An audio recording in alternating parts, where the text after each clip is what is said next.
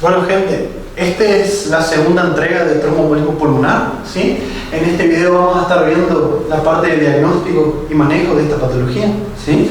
Solo como un recordatorio, recuerden que en el primer video habíamos dicho que esta patología se podía presentar con signos y síntomas que no son nada específicos de tromboembolismo pulmonar, ¿sí? Tenía una forma de presentación muy variada, muy inespecífica, y que era imposible confirmarlo o descartarlo solamente con la clínica. Necesitábamos estudios complementarios, ¿sí? Recuerden que teníamos dos tipos de pacientes, en realidad, mejor dicho, dos polos de forma de presentación, ¿sí? Uno era el paciente joven y sano, ¿sí? Y otro era el paciente que estaba internado o con múltiples comorbilidades. Vamos a tratar de imaginarnos un poco la situación para que esto quede un poco más claro, ¿sí? Para hacerlo más práctico. En este caso acá, nosotros vamos a estar en la guardia y un paciente va a venir quejándose, recuerden, de disnea. Disnea era el síntoma más frecuente, ¿sí? Nosotros le vamos a hacer la exploración física al paciente y probablemente no encontremos nada, ¿sí? No encontremos una sibilancia o murmullo vesicular levemente disminuido, ¿sí? Pero lo más frecuente es no encontrar nada, ¿tá? A este paciente le vamos a pedir una radiografía. Probablemente en la radiografía no aparezca nada, ¿tá?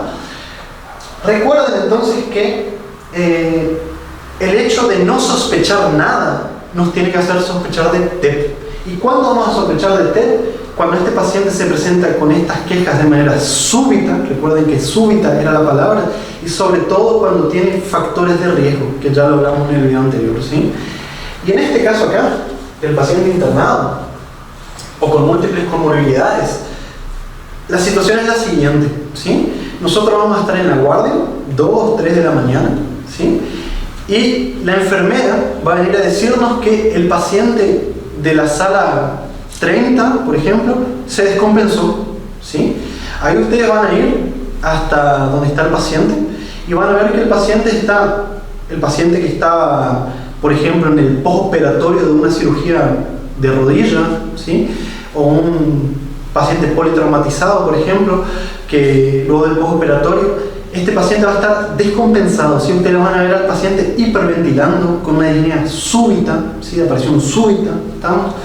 Ustedes ahí van a tratar de hacer la exploración física y lo único que ustedes van a encontrar son signos de la patología de base que el paciente ya tenía, por ejemplo, una atelectasia, murmullo vesicular disminuido, pueden escuchar sibilancias, ¿sí? Pero todo eso ustedes fácilmente lo van a atribuir a la patología de base del paciente, ¿sí? Nada de eso le va a hacer pensar en TEP. Ustedes van a pedir una radiografía a este paciente y también, de nuevo, lo único que ustedes van a encontrar son signos que ustedes van a atribuir a esa patología que tenía el paciente. Esto es lo más frecuente que ocurra, ¿tá? Que no haya nada que sea altamente sugestivo de TEP, ¿estamos? Y de nuevo, reforzando, no sospechar de nada nos tiene que hacer sospechar de TEP, ¿sí? Entonces, para finalizar con esta introducción, hay una expresión cuando se habla de TEP que dice que no esperemos ser tomados por sorpresa con algo que era totalmente previsible, ¿sí? Tenemos que pensar en TEP cuando no pensamos en nada, ¿estamos? Y otra cosa, esto acá es la forma más frecuente de presentación del TEP, ¿sí? Lo más frecuente es que ustedes encuentren TEP en las salas de postoperatorios, sobre todo de cirugías ortopédicas, neoplásicas, ¿sí? Unidades de terapia intensiva, ¿tá? Unidades de medicina, de clínica médica, internaciones, ¿estamos? Es ahí donde ustedes van a ver TEP con mucha más frecuencia, ¿estamos? Entonces, vamos a meternos directamente a hablar de la conducta, ¿sí? Tenemos un paciente con sospecha de TEP, ¿sí? ¿Cuál es el siguiente paso? ¿Qué es lo primero que tenemos que hacer?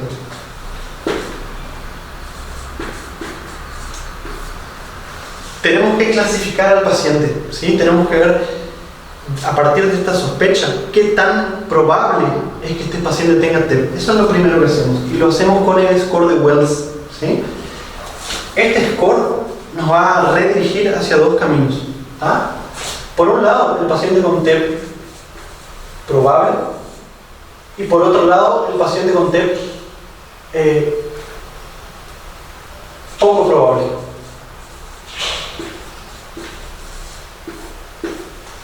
¿Sí? Si nosotros tenemos un paciente con TEP probable a partir del score de Wells, nosotros vamos a tratar de confirmar el diagnóstico, ¿sí? Ahora, si tenemos un paciente con TEP poco probable, vamos a tratar de descartar, ¿sí? Para que quede un poco más simple, más fácil, digamos. Si nuestro score de Wells nos dice que este paciente tiene toda la probabilidad para tener un TEP, vamos a utilizar todas nuestras energías y nuestros recursos para hacer diagnóstico. Vamos a ir hasta el fondo para tratar de confirmar la patología, ¿sí? Ahora, si nosotros estábamos sospechando que este paciente tiene TEP solamente por algo que no queda muy claro, si es un paciente que en realidad estamos pensando que probablemente no tenga, pero nos quedó, como se dice, aquella pulga atrás de la oreja, ¿sí? No sabemos si es o no es, estamos en la duda, ¿sí? Necesitamos algo que nos ayude a descartar esta patología. ¿Estamos? Lo que nos va a ayudar a descartar la patología es el dímero D. ¿Sí? Si el dímero D da por debajo de su punto de corte, de su punto de referencia, estamos autorizados a descartar T. ¿Sí? Dímero D negativo, T descartado. ¿Sí? Bien, ahora, el paciente con T probable, ¿sí? Ya le vamos a ver más adelante, no vamos a usar el dímero D, ¿sí? Porque independientemente de si el dímero D es positivo o negativo, lo mismo nosotros vamos a pedir estudios de imágenes. Entonces, ¿cómo confirmamos? Con estudios de imagen, ¿sí? Acá, en este paciente, no hace falta pedir dímero D. ¿Por qué? Porque el dímero D no va a modificar nuestra conducta, ¿sí? No nos va a servir para nada, ¿tá? Y vamos a utilizar todos los recursos que tengamos a disposición para confirmar el TEP, hasta que el TEP sea confirmado, ¿sí? ¿Estamos? Ya lo vamos a ver después con más detalle esto, ¿sí? Ahora, ¿qué pasa si este paciente tiene un dímero D positivo? ¿Sí? ¿Esto confirma TEP? No. ¿Tá? El dímero D no confirma TEP. El dímero D lo que hace es descartar si es negativo. ¿Tá? Si es positivo el dímero D, vamos a partir para el algoritmo de arriba. ¿Tá? Seguir pidiendo estudios de imágenes. ¿Estamos? Bien. Entonces, ¿cuáles son los estudios complementarios que se piden en un paciente con sospecha de TEP? ¿Sí? Y lo podemos dividir de manera didáctica en dos tipos de estudios complementarios. Por un lado, ustedes van a tener los estudios complementarios inespecíficos, ¿sí? Como por ejemplo una radiografía de tórax, un electrocardiograma, ¿sí? Un ecocardiograma transtorácico, ¿sí?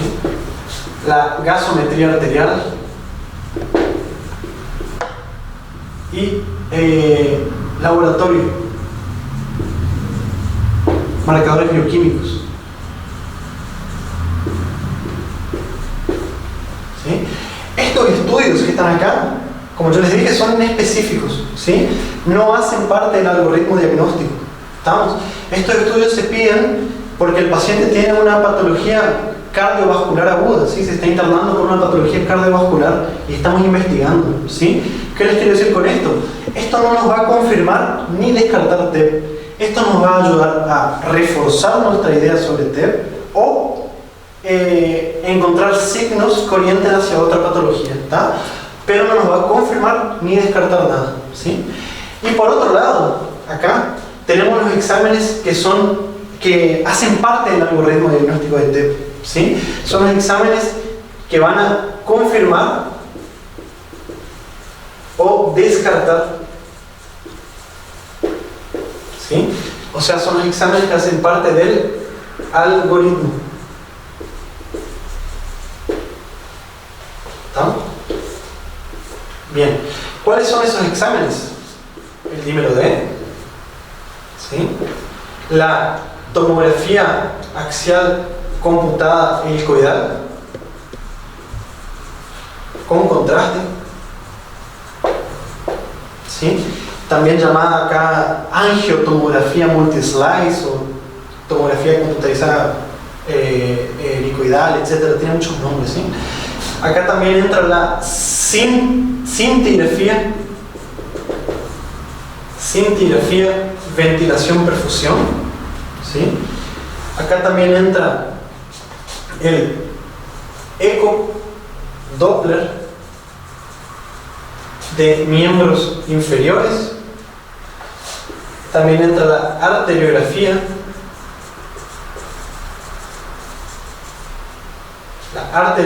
pulmonar, ¿sí?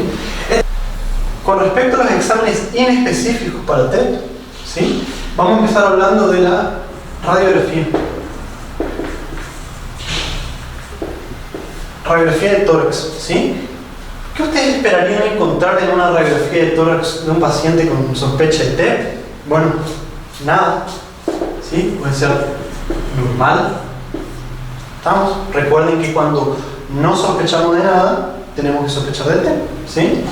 Ahora, la radiografía normal, ocurre con mayor frecuencia en el paciente joven, sano, sin comorbilidades importantes. ¿Estamos? Ahora, en el paciente que está internado o con múltiples comorbilidades, ¿qué ustedes van a encontrar? Ustedes van a encontrar hallazgos inespecíficos. O sea, hallazgos que ya son, ustedes van a encontrar signos que son fácilmente atribuibles a esa patología que el paciente tenía. Por ejemplo, si es un paciente que estaba internado cursando el segundo día de postoperatorio de una laparotomía, por ejemplo, ustedes pueden encontrar atelectasias, ¿sí? Infiltrados difusos, totalmente inespecíficos, ¿sí? Una elevación de la cúpula diafragmática,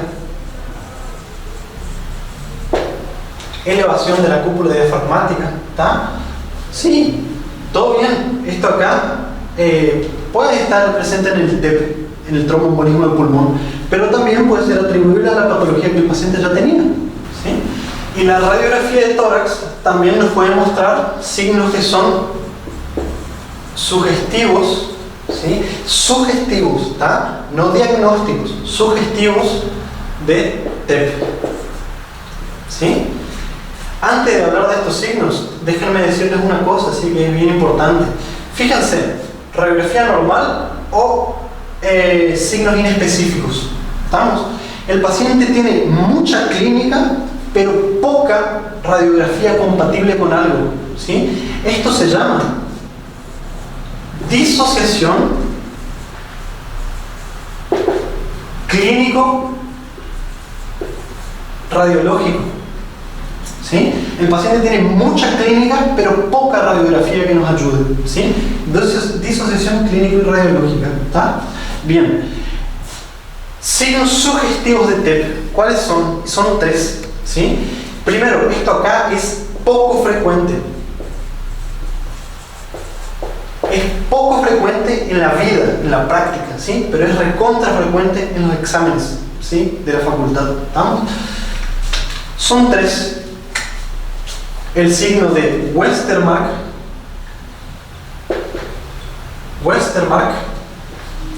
la joroba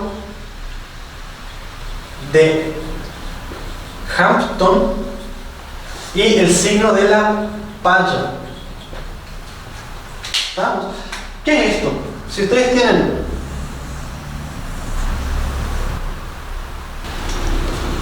¿qué es el signo de Westermarck? El signo de Westermarck es un área, ¿sí? Un área de oligoemia, ¿tá? De hipoperfusión, ¿sí? Si ustedes tienen una obstrucción a este nivel, por ejemplo, esta área que está acá va a estar hipoperfundida, ¿sí? Y esto ustedes le van a ver como un área más radiolúcida, ¿sí? Más radiotransparente en la radiografía, ¿sí? Muchas veces uno atribuye esto a error de la técnica, o uno piensa que es una bulla o alguna otra cosa, ¿sí? Generalmente después cuando hace el diagnóstico de TEP, uno vuelve a mirar la radiografía y ve, ah, sí, mira, ahí está el área de hipoperfusión. ¿Estamos? Recuerden entonces, Westermarck, un área de hipoperfusión periférica generalmente, ¿sí? Infelizmente no les puedo mostrar imágenes por cuestiones de privacidad, ¿tá? Pero en cualquier libro de medicina aparecen estos signos clásicos de TEP, ¿sí? ¿Qué es la joroba de Hampton? La joroba de Hampton, recuerden que en algunos casos, ¿sí? Entre 5 y 7%, el paciente podría cruzar con un área de infarto pulmonar, ¿sí? Y esto se lo ve como un área periférica, yuxtapleural generalmente, ¿sí? de radioopacidad, ¿sí? Y corresponde al área de infarto pulmonar o de hemorragia pulmonar, ¿sí? Y esto se ve en el paciente que viene con un dolor torácico y dolor en puntada de costado. ¿Estamos? Si ustedes le piden esto, podrían sospechar que es un paciente que tiene un infarto pulmonar, pero lo que uno piensa con mayor frecuencia es que esto es una neumonía, ¿sí? Confunde. Recuerden que para sospechar de TEP tiene que ser de aparición brusca, súbita. ¿Estamos? Bien. ¿Y qué es el signo de la palla? El signo de la palla es la dilatación de la arteria pulmonar descendiente derecha, ¿sí? Se dilata. ¿Por qué? Porque ustedes van a tener un trombo, un émbolo enclavado acá, y la sangre va a ejercer presiones sobre las paredes de la arteria y la va a distender, ¿sí? Se la ve distendida. Si alguien les pregunta cuánto, bueno, más de 15 milímetros. ¿Estamos? Esos son hallazgos típicos de TEP, pero que de ninguna forma hacen diagnóstico de TEP, ¿sí? Son solo sugestivos, ¿estamos? Y son poco frecuentes en la vida, ¿estamos?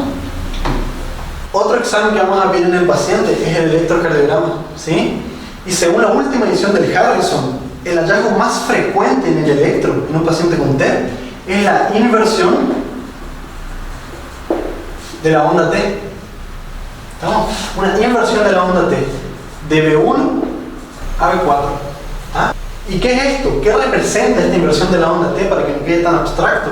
Recuerden que en el primer video de fisiopatología decíamos que cuando el ventrículo derecho se distendía por la hipertensión pulmonar, se generaba tensión en la pared miocárdica y esto generaba áreas de isquemia miocárdica, ¿sí? Entonces esto le está diciendo que podría haber isquemia, ¿tá? Y nos puede llegar a hacer sospechar de TEP, ¿sí? Ahora, ¿qué otros hallazgos son frecuentes? La taquicardia sinusal, ¿sí? Esto también es un hallazgo que es, digamos, común, pero no nos confirma ni nos descarta nada, ¿estamos? Ahora, en el electro pueden aparecer signos que son altamente sugestivos de TEP, pero de nuevo, no son diagnósticos, son altamente sugestivos, ¿sí? Que es el patrón S1, Q3, T3, ¿sí? Voy a escribirlo acá en rojo. Esto acá no es diagnóstico de TEP, ¿sí? Es sugestivo de TEP, ¿tá? ¿Por qué? Porque puede aparecer en otros casos de cor pulmonares agudos que cursan con una sobrecarga grave, una sobrecarga intensa del ventrículo derecho, ¿sí? ¿Qué quiere decir S1, Q3, T3? Quiere decir onda onda S en D1, onda Q en D3 y T invertida en D3. ¿Sí? Eso quiere decir. ¿Qué quiere decir esto? Sobrecarga grave del ventrículo derecho. ¿Vamos? Y esto es extremadamente frecuente de que se pregunte en un examen, ¿sí? Pero en la vida esto acá es poco frecuente. ¿Sí? ¿Por qué es poco frecuente? Porque esto se ve en los casos de TEP masivo, de TEP muy grave, que cursan con una hipertensión pulmonar muy grave. Vamos, entonces es poco frecuente. ¿Sí? Bien. ¿Qué otros signos ustedes pueden encontrar en el electro? ¿Sí? Otros signos de sobrecarga del ventrículo derecho. Por ejemplo, persistencia de la onda S hasta V6, transición tardía de las precordiales, desvío del eje hacia la derecha más de 90 grados, bloqueo de rama derecha completo, incompleto, ¿sí? Cualquier signo de sobrecarga del ventrículo derecho. ¿Estamos? Que de nuevo, no es diagnóstico, pero nos puede llevar a orientar que algo está pasando en el ventrículo derecho, que hay una sobrecarga. ¿Estamos? Bien. Otro examen que vamos a ver en este paciente es el ecocardiograma transtorácico. ¿Sí? Transtorácico. ¿Estamos? No vamos a encontrar en este examen ningún signo que sea diagnóstico de TEP. ¿Estamos?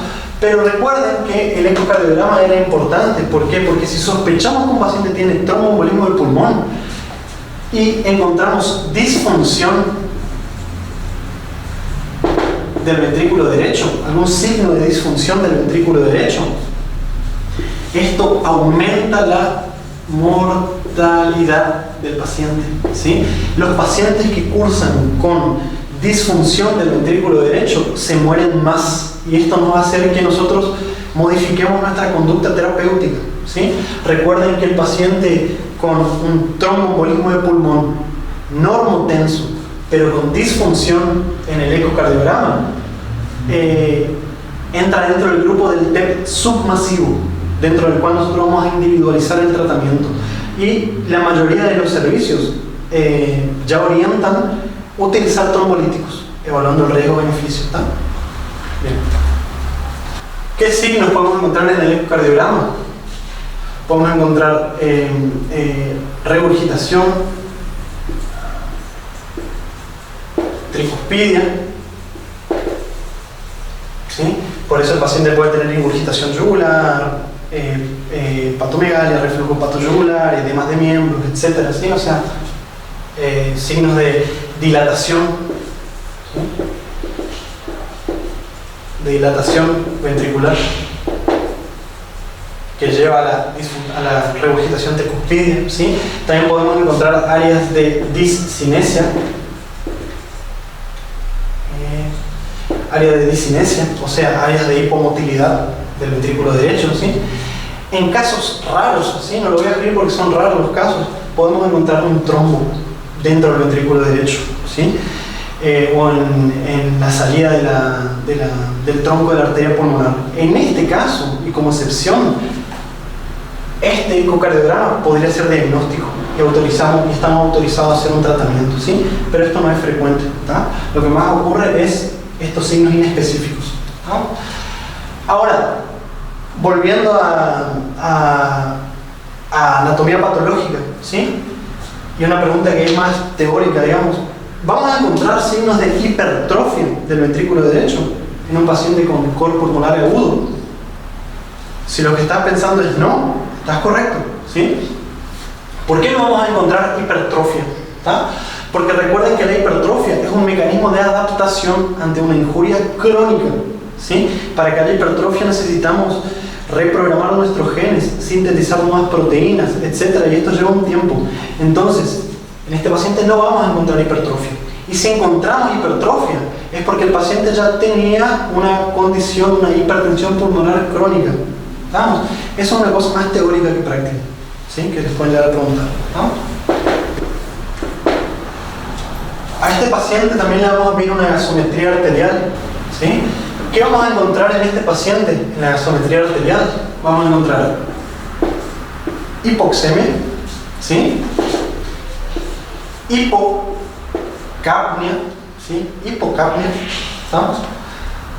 Recuerden que si el paciente es joven, sano, ¿sí? Vamos a encontrar una gasometría que es normal, ¿está? Eso también puede ocurrir. Y en el paciente, ¿sí? Grave, con un TEP masivo, ¿sí? En un paciente que ya está cerca de la parada cardiorrespiratoria o ya está en parada cardiorrespiratoria, vamos a encontrar acidosis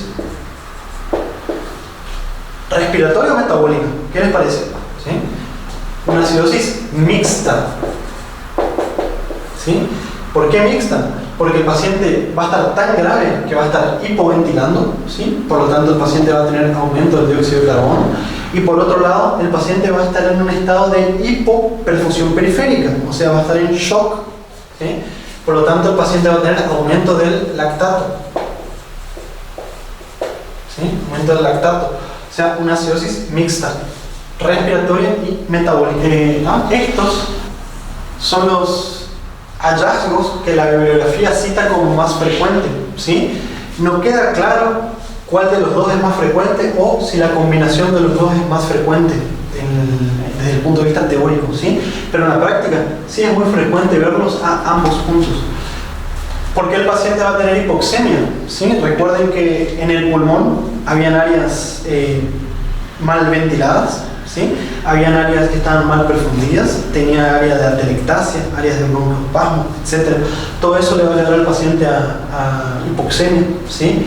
Por otro lado, el paciente va a estar en algunos casos con la frecuencia respiratoria aumentada, ¿sí? Y recuerden que frecuencia respiratoria es inversamente proporcional al dióxido de carbono en sangre, ¿sí? Para no complicar tanto, si nosotros aumentamos la frecuencia respiratoria, ¿qué le va a pasar al dióxido de carbono? Va a disminuir. ¿Estamos? Fíjense después para más detalles en el video de insuficiencia respiratoria. Ahí vamos a explicarlo de manera mucho más clara y con más profundidad, ¿sí? Con respecto a los marcadores bioquímicos, ¿sí? ¿Qué marcadores bioquímicos podemos encontrar en este paciente? Recuerden de nuevo, ¿sí? La parte de fisiopato. Decíamos que el paciente tenía isquemia y en algunos casos podía tener hasta áreas de microinfartos. Entonces vamos a tener elevaciones de las troponinas, ¿sí? La troponina I, la troponina T. Y por otro lado, la distensión de las fibras miocárdicas van a hacer aumentar el péptido natriurético cerebral, ¿sí? ¿Cuál es la importancia de esto? La importancia de esto no es diagnosticar infarto. La importancia de esto es que si el paciente tiene un tromboembolismo de pulmón, incluso con presión arterial normal, pero tiene elevaciones de las troponinas, el paciente se muere más. Esto indica aumento de la mortalidad. La bibliografía internacional ya lo demostró a través de varios estudios, que 30%, más o menos un 30% de los pacientes con TEP, incluso con presión arterial normal, que tienen elevación de las troponinas, se muere dentro de los primeros 30 días. 30% se muere dentro de los primeros 30 días. Entonces, ¿para qué nos sirve esto? Para modificar nuestra conducta, para modificar nuestro tratamiento, ¿sí? Entonces, acabamos de ver todo lo que son los exámenes inespecíficos, ¿sí? Aquellos que no confirman ni descartan tromboembolismo de pulmón, pero que pueden ser sugestivos de TEP o que nos pueden apuntar hacia otras patologías, ¿sí? Y que se pide a muchos de los pacientes que se van a internar por quejas cardiovasculares o respiratorias, ¿sí? Ahora vamos a pasar a hablar de los exámenes que confirman o descartan TEP, ¿sí? Acá tenemos el dímero D, ¿sí? Tenemos la tomografía axial computada helicoidal con contraste, ¿sí? Esto también llamado angiotomografía helicoidal, ¿sí? O tomografía multislice, tiene muchos nombres, ¿sí? También tenemos la scintigrafía, ventilación y perfusión, ¿sí? También llamada gammagrafía, ¿sí? Tiene varios nombres. Acá también tenemos el ecodoppler venoso, ¿sí? Y también tenemos la arteriografía. Arteriografía invasiva pulmonar. ¿Está? Vamos a decir algunas palabras de cada uno de ellos, ¿sí? Comenzando por el dímero D. ¿Qué podemos decir del dímero D? ¿Sí? Podemos decir que es un producto de la degradación de la fibrina. ¿Tá? Se forma en el organismo cada vez que el sistema fibrinolítico actúa sobre un trombo, o sea, cada vez que la plasmina degrada a la fibrina, se forman los productos de degradación de la fibrina. Y uno de esos productos es el dímero D. ¿Tá? ¿Por qué estoy insistiendo con esto? Porque el aumento del dímero D en el organismo no es diagnóstico de TEP. ¿Tá? El aumento del dímero D en el organismo representa aumento de la actividad fibrinolítica. ¿Sí? ¿Para qué nos sirve el dímero D? Nos sirve para descartar. ¿Sí? Nos sirve para descartar tromboembolismo de pulmón en los pacientes con baja probabilidad por el score de Wells. ¿Estamos? Ahora, si tenemos un paciente que con el score de Wells tiene alta probabilidad, o un paciente, digamos, que tiene score de Wells mayor a 4, ¿sí? Ya lo vamos a explicar después. ¿Estamos? El dímero D no nos sirve para nada, ¿sí? No nos va a modificar nuestra conducta. ¿Estamos? ¿Qué les quiero decir con esto? ¿Sí? Y esto es más desde el punto de vista teórico, ¿sí? Que nos puede llegar a confundir mucho durante nuestros estudios en la facultad. Vamos a estar frente a nuestro profesor y él nos va a mostrar un caso clínico donde todo apunta a que el paciente puede tener TEP, o sea, nos hace sospechar de TEP. Y este paciente tiene alta probabilidad de tener un TEP por el score de Wells. Y ahí nos muestra, para querernos, digamos, confundir, ¿sí? Nos muestra un dímero D negativo. ¿Cuál es la conducta? ¿Qué hacemos ahí? ¿Sí?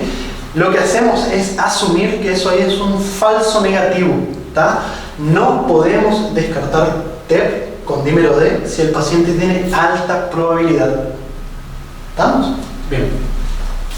En palabras técnicas, el dímero D tiene un alto valor predictivo negativo, ¿sí? En los pacientes con baja probabilidad. ¿Tá? Por otro lado, podemos tener otra situación, ¿sí?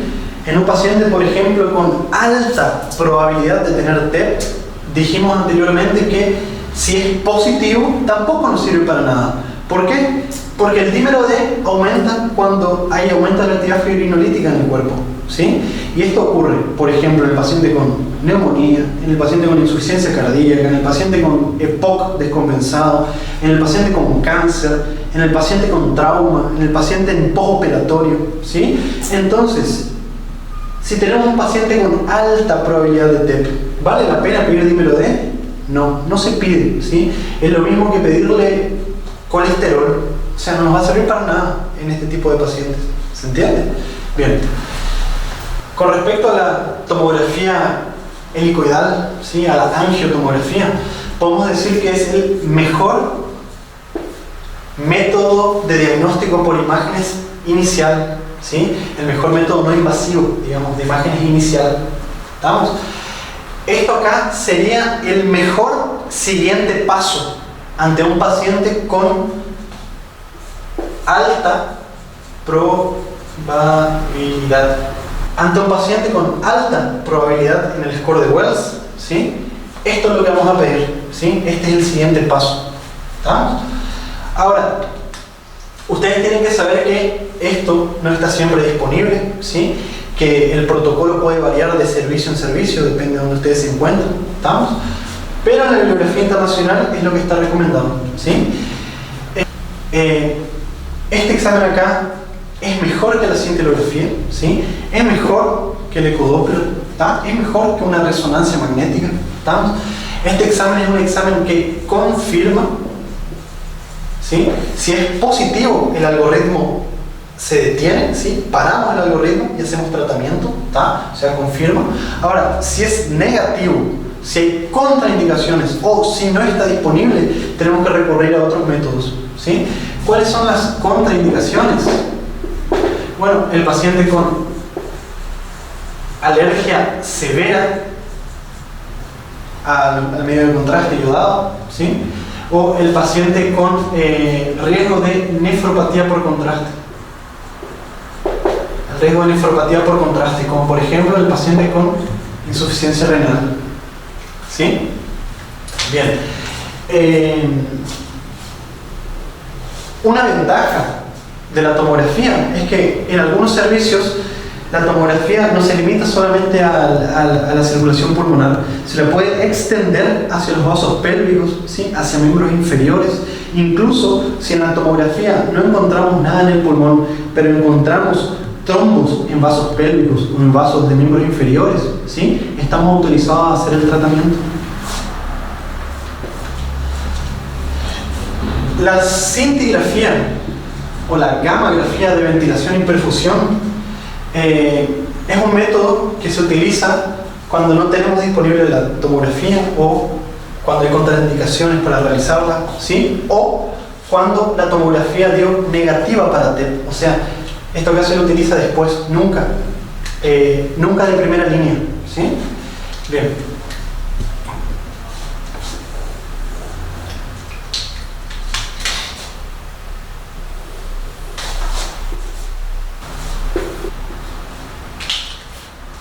Entonces, ¿cómo se realiza ese examen? Primero, se le da al paciente que inhale un material radioactivo, ¿sí? El paciente va a inhalar un material radioactivo y si este paciente no tiene alteraciones de la ventilación pulmonar, no tiene áreas de hipoventilación, ese material se va a distribuir por todo el pulmón, ¿sí? Y vamos a tener un pulmón que está bien ventilado, ¿sí? Y después se le da de manera intravenosa otro material radioactivo, ¿sí? Que es el tecnecio. Y ese tecnecio se va a distribuir por las áreas del pulmón que estén bien perfundidas, ¿sí? Si un pulmón está bien perfundido, se va a distribuir por todo el pulmón, ¿tá? ¿Cuándo hace diagnóstico de tromboembolismo de pulmón? ¿Sí? Cuando tenemos un área que está bien ventilado pero mal perfundido, ¿sí? Esto es compatible con TEP, ¿sí? En un paciente con alta probabilidad en el score de Wells, un hallazgo compatible con TEP en este examen confirma el diagnóstico, ¿sí? Confirma el diagnóstico. ¿Estamos? Ahora, si este examen da negativo para TEP, no descarta, ¿sí? La cintilografía no descarta. ¿Estamos? Si da negativo, tenemos que pasar hacia el siguiente método, ¿sí? O sea, lo usamos solamente para confirmar, no lo usamos para descartar. ¿Estamos? Bien.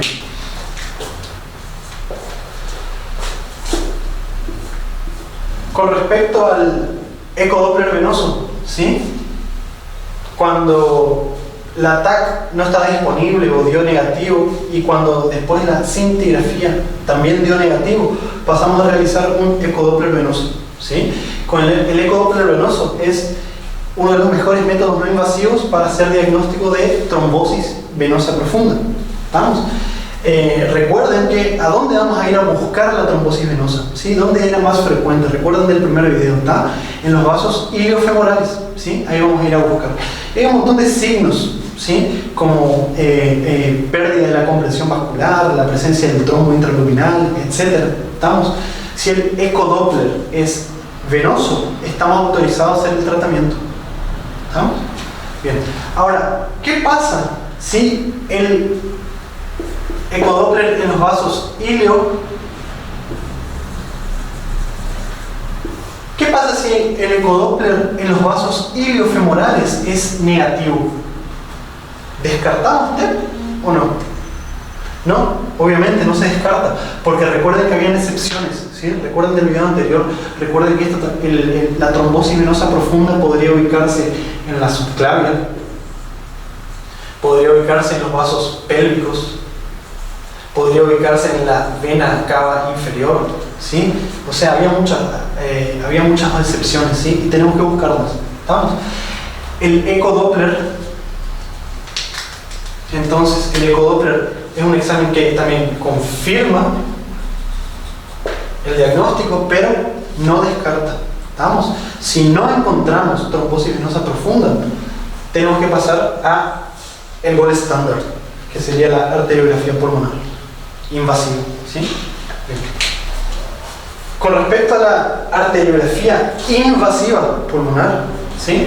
Decimos que es el método padrón oro, ¿sí? O sea, el gold standard, ¿sí? Este es el método que técnicamente es el de mayor acuracia, ¿sí? O sea, el que tiene mayor sensibilidad y especificidad.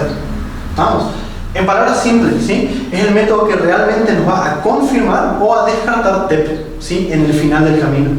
¿Vamos? ¿Cómo se lo realiza en palabras simples? ¿Sí? El médico intervencionista o el cirujano vascular va a cateterizar la arteria pulmonar y va a inyectar directamente en la arteria pulmonar un medio de contraste, ¿sí? ¿Y qué es lo que se va a observar? Se va a observar que si tenemos, por ejemplo,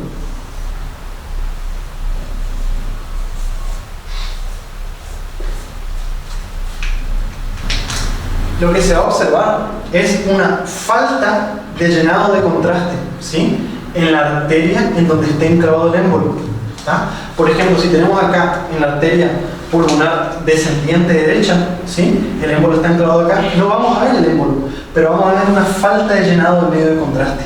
En cambio, en las otras arterias, el material de contraste se va a distribuir de manera normal, ¿sí? Bien. Una arteriografía pulmonar bien realizada, ¿sí? Nos permite entonces confirmar o descartar el diagnóstico. Ahora, si es con el padrón oro, ¿por qué no se lo pide de entrada? ¿Por qué no se lo pide primero, mucho antes de hacer todo esto? ¿Sí? Y bueno, porque es un método invasivo, ¿sí? Si es un método invasivo tiene riesgos, es peligroso, ¿estamos? Y tiene algunas complicaciones como arritmias cardíacas, ruptura de la arteria pulmonar, etc., ¿sí? Esto se le reserva entonces para cuando fallan los métodos diagnósticos anteriores, o cuando no, o por ejemplo cuando el paciente va a ser sometido a una embolectomía. ¿Estamos? ¿Por qué? Porque la arteriografía le permite al cirujano vascular o al médico intervencionista determinar directamente en qué arteria está enclavado el émbolo. ¿Sí? Bien. Entonces, para finalizar esta parte, vamos a tratar de ordenar todo eso con el algoritmo diagnóstico. ¿Sí?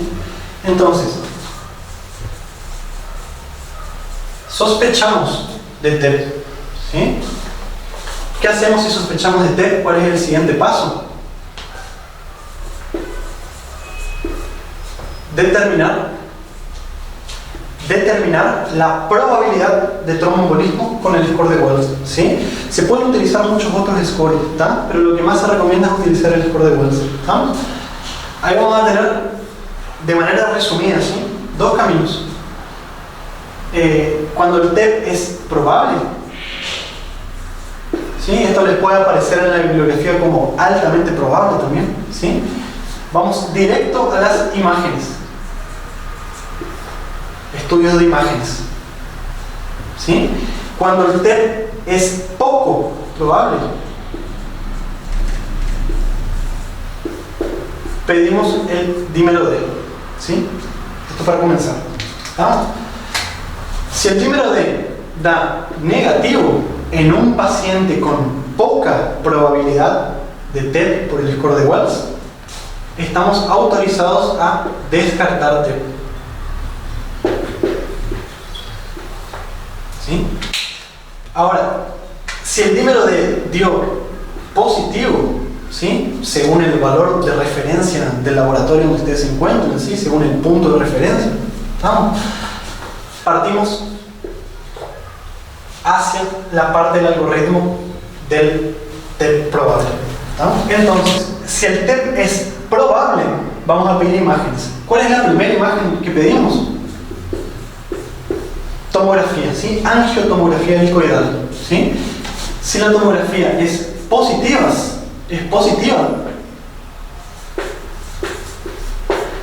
detenemos el algoritmo y partimos directo al tratamiento, ¿sí?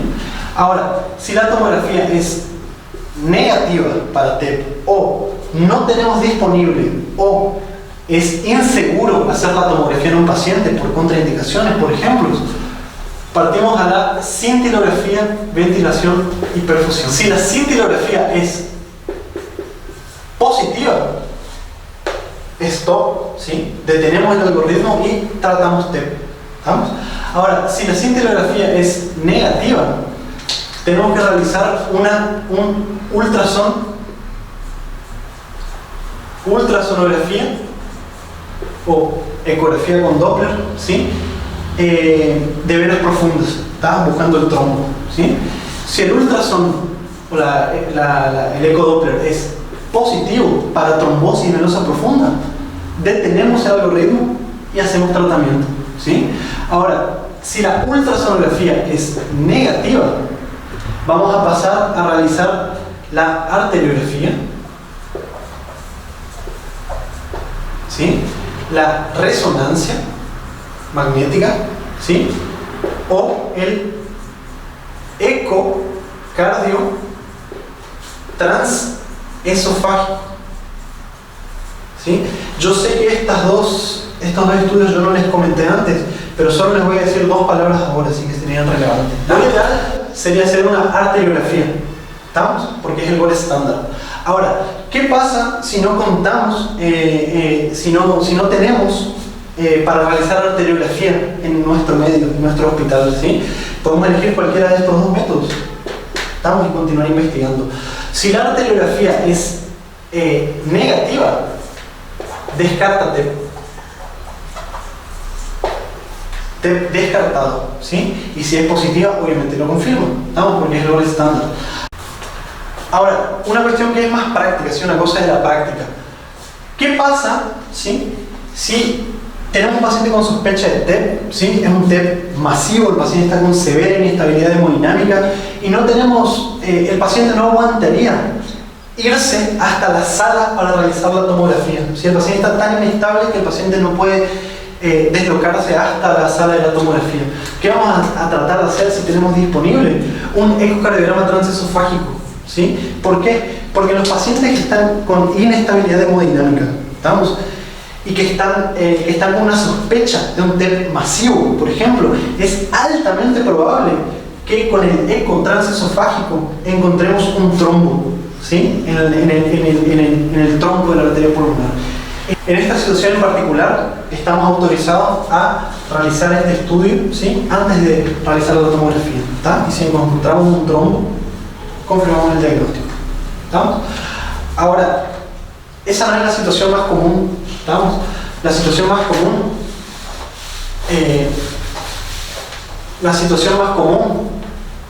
sería hasta acá, ¿estamos? Y lo que les tiene que quedar, porque es lo más frecuente, digamos, es hasta acá. Ahora, déjenme decirles una cosa, que este protocolo, ¿sí? Está en la última edición del Harrison, ¿sí? Pero puede variar de servicio en servicio, puede variar de facultad en facultad, ¿estamos? Eso lo tienen que tener en cuenta, ¿sí? Entonces, para finalizar esta parte de algoritmo diagnóstico, ¿sí? ¿Qué pasa si nosotros estamos en un servicio de baja complejidad? ¿Qué hacemos, ¿sí? En la práctica. En la práctica lo que hacemos es sospechar y ya comenzar a tratarte. ¿Con qué? Con anticoagulantes, ¿sí? Y es de eso que vamos a hablar ahora, cómo es el tratamiento de este paciente. ¿Estamos? Si estamos en una baja complejidad, obviamente lo tenemos que iniciar el anticoagulante y derivar a un servicio de mayor complejidad, porque el paciente necesita confirmar el diagnóstico. ¿Estamos? Siguiendo entonces con la última parte de este video, ¿sí? La parte de tratamiento del tromboembolismo pulmonar. Al tratamiento lo vamos a dividir en cuatro pilares, ¿sí? Anticoagulación,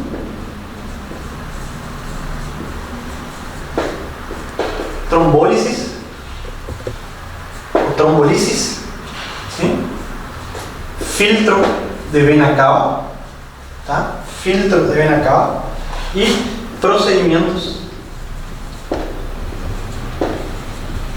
invasivos. Procedimientos invasivos. ¿Sí?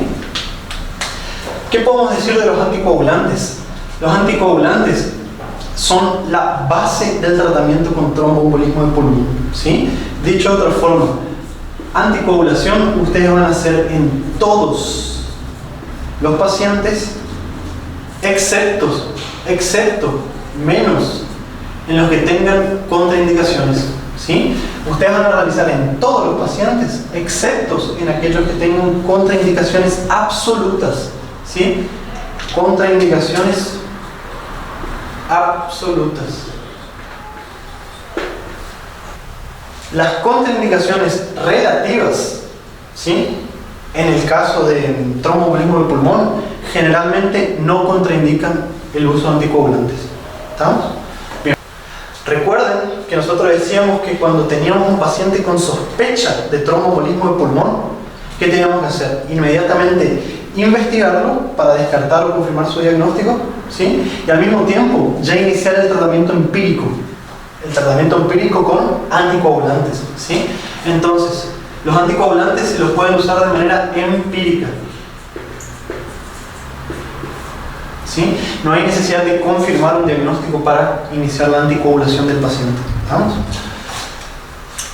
Los principales anticoagulantes citados en la bibliografía y que se usan en la práctica son la heparina de bajo peso molecular y la heparina no fraccionada. ¿Sí? La heparina de bajo peso molecular se utiliza en los pacientes estables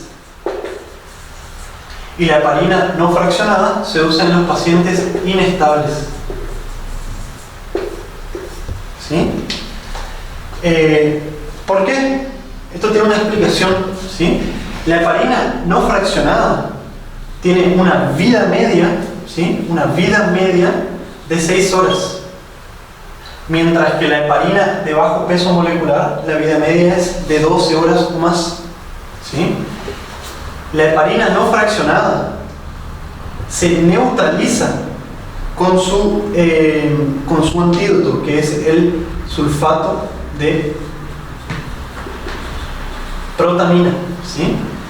El sulfato de protamina neutraliza con mucho más eficacia a la heparina no fraccionada que a la heparina de bajo peso molecular. ¿Y qué tiene que ver todo esto con que el paciente esté inestable? O sea, ¿por qué esto es mejor en este tipo de pacientes? Bueno, es muy simple, ¿sí? Los pacientes inestables son aquellos pacientes que probablemente vayan a necesitar un procedimiento invasivo, ¿sí? Una cirugía, una embolectomía por catéter, etc.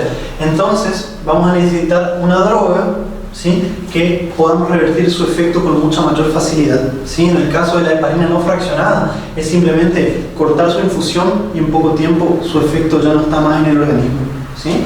Esto no ocurre con la heparina de bajo peso molecular. ¿Estamos?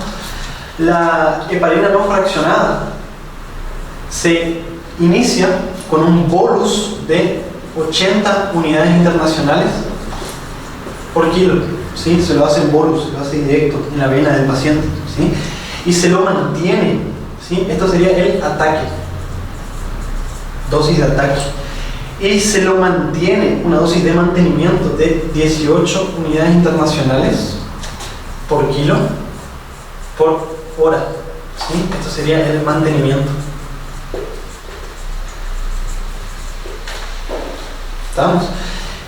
Se lo controla con el KPTT, ¿sí?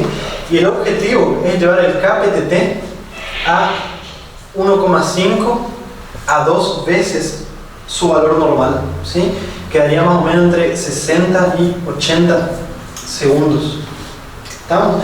Y se trata de alcanzar este valor en las primeras 24 horas, ¿sí? Demora un poco en alcanzar este valor. Se lo va titulando por el KPTT a cada 6, a cada 4, 6 horas más o menos, hasta alcanzar este valor, ¿sí?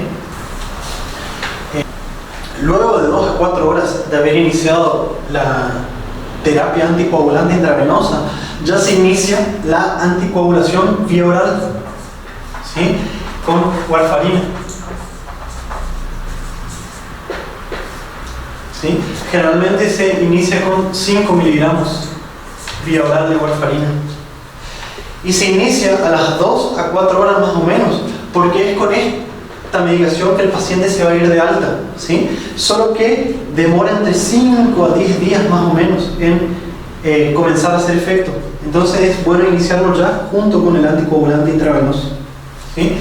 La warfarina se lo controla con el RNI, que es lo mismo que INR, ¿sí? Es lo mismo, ¿estamos?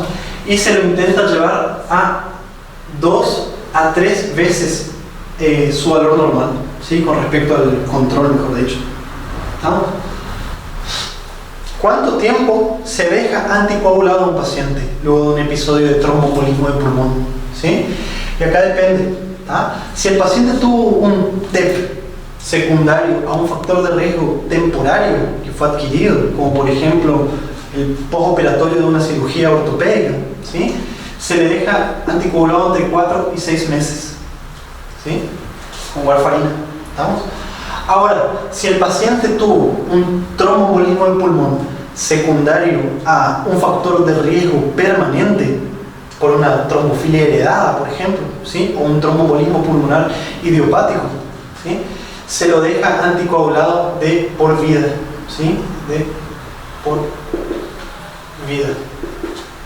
¿Tá? Eso es bien importante, se suele preguntar mucho, ¿tá? Por último, algunas complicaciones del uso de anticoagulantes, ¿sí? Complicaciones al uso de las heparinas. Tenemos la trombocitopenia inducida por heparina, ¿sí? Trombocitopenia inducida por heparina.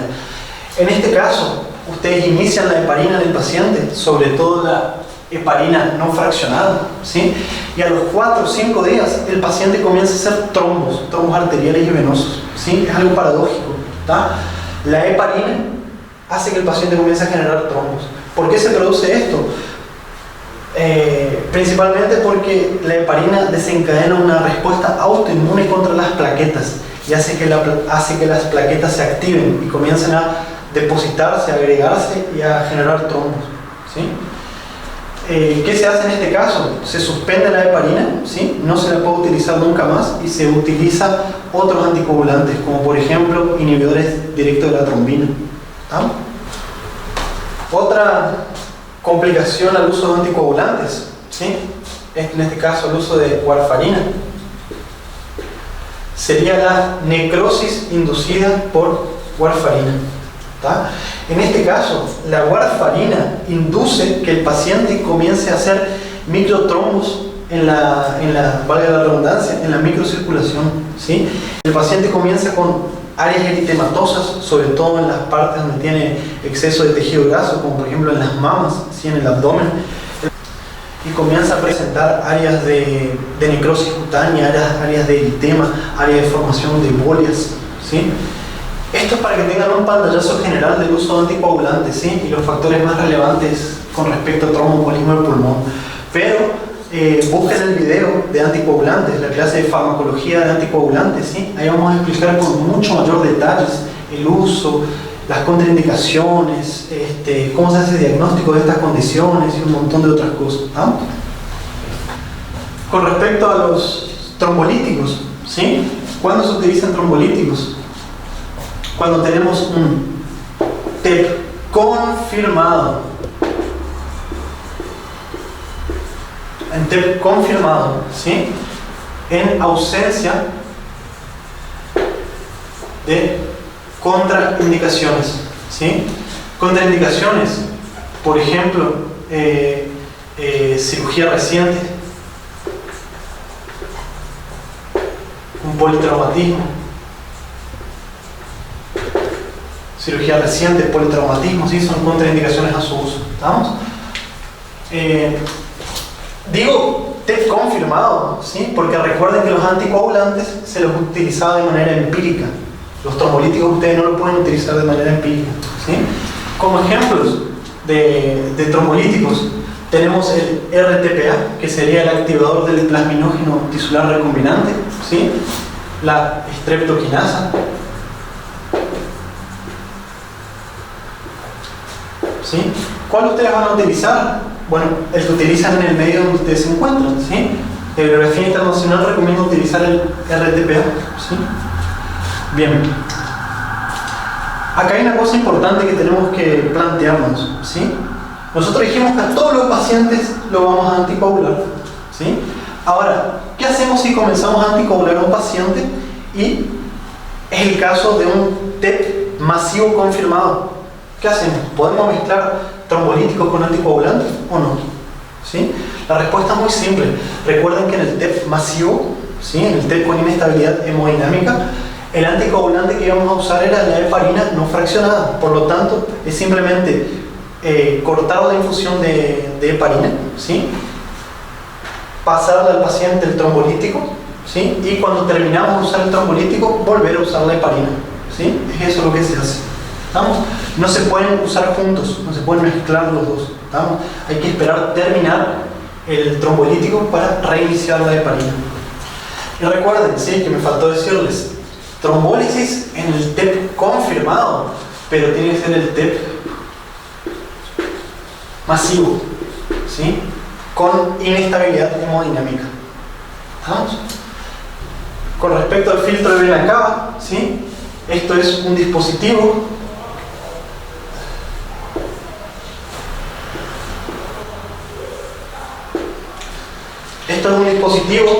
que se lo introduce por la vena femoral derecha, ¿sí? Y se lo introduce en la vena cava por debajo de las venas renales, ¿sí? Lo que hace este dispositivo es evitar que el trombo que está formado en el sistema venoso profundo acá, que cuando embolice pase hacia el corazón derecho y tenga un nuevo episodio de tromboembolismo de pulmón, ¿sí? Esto sería una prevención para las recurrencias de tromboembolismo de pulmón. ¿Vamos? ¿Cuándo se lo utiliza? Se lo utiliza principalmente en el paciente con contraindicaciones a los anticoagulantes, ¿sí? En el paciente con contraindicaciones absolutas, ¿sí? A los anticoagulantes, como por ejemplo un postoperatorio de una craniotomía, ¿sí? Un TEP en el contexto de un postoperatorio de una cirugía del sistema nervioso central, un sangramiento gastrointestinal activo, ¿sí? Por ejemplo, ahí se utiliza el filtro de vena cava. Otra indicación es el TEP recurrente, ¿sí? Un nuevo episodio de TEP pese al uso correcto de anticoagulantes, ¿sí? Si estamos utilizando anticoagulantes y el paciente sigue teniendo episodios de tromboembolismo, está indicado el filtro de vena cava, ¿sí? Por último, ¿sí? Los procedimientos invasivos. Acá tenemos, por ejemplo, la embolectomía por catéter, ¿sí? Se introduce un catéter que se dirige hacia donde está el émbolo, ¿sí? Y al émbolo se lo aspira, se lo fragmenta, ¿sí? Hay muchas técnicas, ¿estamos? Otra técnica sería la trombólisis intraarterial, ¿sí? También hay procedimientos quirúrgicos, ¿estamos? Son procedimientos invasivos, ¿sí?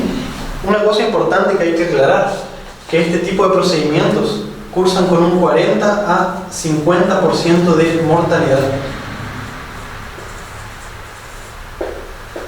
¿sí? Son procedimientos invasivos, peligrosos, pero ¿qué pasa? A los pacientes a los que se les somete a este tipo de procedimiento tienen una chance de 100% de muerte si no se realiza esto, ¿se entiende? Entonces estas son verdaderas medidas heroicas, ¿sí? El paciente se puede morir si le realizamos el procedimiento, pero si no le realizamos, el paciente se muere en el 100% de los casos, ¿estamos? Son medidas heroicas, ¿sí? ¿Cuándo vamos a indicar este tipo de procedimientos? En los pacientes con tromboembolismo de pulmón masivo, con inestabilidad hemodinámica, ¿sí? y contraindicaciones o falla al uso de trombolíticos. ¿Sí?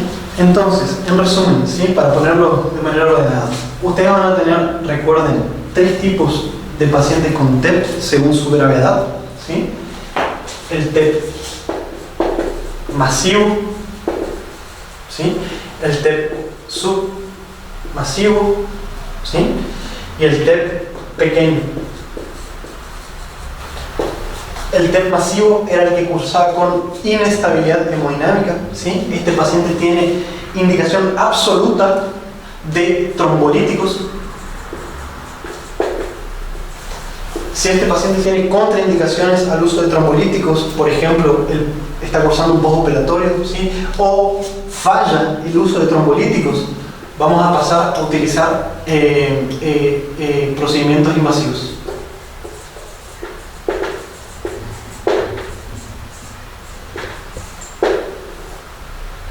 Tengan en cuenta que este tipo de pacientes se nos va a presentar con inestabilidad hemodinámica grave, insuficiencia respiratoria, asistolia, parada cardiorrespiratoria, shock obstructivo, ¿sí? Entonces el tratamiento no es solamente trombolíticos, ¿sí? Tenemos que realizar también el famoso ABC, ¿sí? Incluso esto se realiza antes de la administración de trombolíticos. Incluye la intubación orotraqueal, ¿sí? Administración de solución salina, ¿sí? Administración de inotrópicos como dopamina o dobutamina. Entonces, a este tipo de pacientes ustedes van a realizar todo esto y también los trombolíticos, ¿sí? Si no tienen contraindicaciones. Por otro lado, al TEP pequeño, que es aquel que la presión arterial estaba normal y que en el ecocardiograma transtorácico no encontramos ninguna alteración, ¿sí? A este paciente el tratamiento es con anticoagulantes. ¿Sí? Y si tiene contraindicaciones a los anticoagulantes, filtro de vena cava. ¿Estamos? Bien simple. ¿Sí? ¿Cuánto tiempo se lo anticoagula? Depende, ¿sí? De lo que dijimos antes. Si es un factor de riesgo permanente, la anticoagulación es de por vida. Si es un factor de riesgo transitorio, entre 4 y 6 meses. ¿Sí? Ahora, este grupo de pacientes, el paciente con TEP submasivo, o sea, aquellos que están hemodinámicamente estables, pero que tienen algún signo de disfunción en el ecocardiograma. ¿Qué se hace con estos pacientes? Bueno, el tratamiento es individualizado. ¿Sí? Y es así que se responde, es así que se hace en la práctica también, ¿sí? En este paciente se evalúa el riesgo-beneficio. ¿Estamos? La bibliografía internacional ya está recomendando la utilización de trombolíticos en aquellos pacientes que, además de disfunción ecocardiográfica, tienen elevación de las troponinas. ¿Sí? Todavía no es consenso, pero los especialistas ya lo recomiendan fuertemente, utilizar trombolíticos. ¿Sí? Pero de nuevo, el tratamiento es individualizado. ¿Sí? Es importante que sepamos que para evitar encontrarnos con este tipo de situaciones que pueden ser muy graves, ¿sí? Que pueden ser fatales, ¿no? Existen medidas de prevención, existen medidas de profilaxis, ¿sí? Que las debemos utilizar. ¿Sí? Todo paciente con 40 años o más, ¿sí? Más un factor de riesgo para TEP o más, ¿sí? Que va a estar inmovilizado por 3 días o más, hay que anticoagular. ¿Sí? A este paciente hay que anticoagular. ¿Sí? Por ejemplo, con heparina no fraccionada, ¿sí? 5.000 unidades internacionales a cada 12 horas o a cada 8 horas, dependiendo de la bibliografía, dependiendo del servicio, del protocolo local, etc. ¿Sí? Pero esto es generalmente lo que se acepta. Cuando tenemos contraindicaciones al uso de anticoagulantes, como por ejemplo el postoperatorio de una cirugía del sistema nervioso central, se utilizan medidas como la compresión neumática intermitente, ¿sí? Todo esto y más lo vamos a estar viendo en el video de farmacología de la anticoagulación, ¿sí? Ahí vamos a entrar bien en detalle en todos estos aspectos, ¿sí? Sepan que todas estas medidas de prevención, el uso de heparina profiláctica, ¿sí? Tiene muchísimos beneficios, disminuye la morbidad, disminuye la mortalidad de los pacientes, ¿sí? Y si lo que estás pensando es que podría aumentar el riesgo de sangrados, por ejemplo, en un paciente en postoperatorio de una cirugía mayor, bueno, esto ocurre en muy pocos pacientes. Ocurre en muy pocos pacientes. Y las complicaciones cuando ocurren son pequeños sangrados alrededor de la herida quirúrgica, ¿sí? Hematomas que no pasan a nada más grave, ¿sí? Ahora, no hacer esta profilaxia lleva a TEP, ¿sí? Y es muy frecuente. En alguna bibliografía ya dice que es hasta la tercera causa de muerte cardiovascular dentro del hospital, ¿sí? O sea, es bien frecuente. ¿Estamos? Espero que les haya gustado. Si les gustó, dejen su comentario, compartan el material, sigan invitando gente, sigan apoyando para que la página pueda seguir creciendo. Si tienen dudas, escriban, se las voy a tratar de responder lo más rápido posible, ¿sí? Aprovechen este material, sobre todo cuando están cansados ya de leer el tema, cuando ya no lo entienden. Utilicen otros sentidos para introducir conocimiento en su cerebro, ¿sí? Cuando se cansan de leer, comiencen a ver, comiencen a escuchar. Aprovechen. Todo esto que yo les traigo no lo aprendí de la noche a la mañana, llevó mucho tiempo y hoy los traigo resumidos para que ustedes lo aprovechen, ¿sí? Hasta la próxima, nos vemos pronto.